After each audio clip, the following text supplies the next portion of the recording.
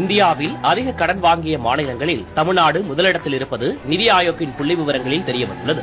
எதை காட்டுதுன்னா நம்ம அரசு எந்த அளவுக்கு நிர்வாக திறமையோடு ஆட்சி நடத்துறோம் என்பதை காட்டுது. திமுக ஆட்சிக்கு வரும்போது 5.5 லட்சம் கோடியா இருந்த கடன் இப்போ 9 லட்சம் கோடி ரூபாயா உயர்ந்ததுக்கு பின்னாடி திமுக அரசோட நிர்வாகமின்மையை காட்டுறதா சொல்லப்படுது.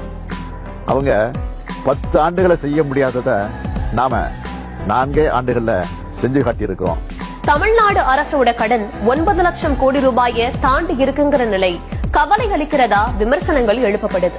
இந்த மாற்றத்தையும் வளர்ச்சியும் அடுத்த கட்டத்துக்கு எடுத்துட்டு போகணும்னு நான் விரும்புறேன்.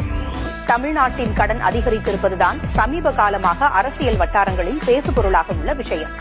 அதுக்கான தொலைநோக்கு திட்டங்களை தான் இப்போ திராவிட மாடல் அரசுல செயல்படுத்திட்டு இருக்கோம். அதிக கடன் வாங்கும் இந்திய மாநிலமா தமிழ்நாடு?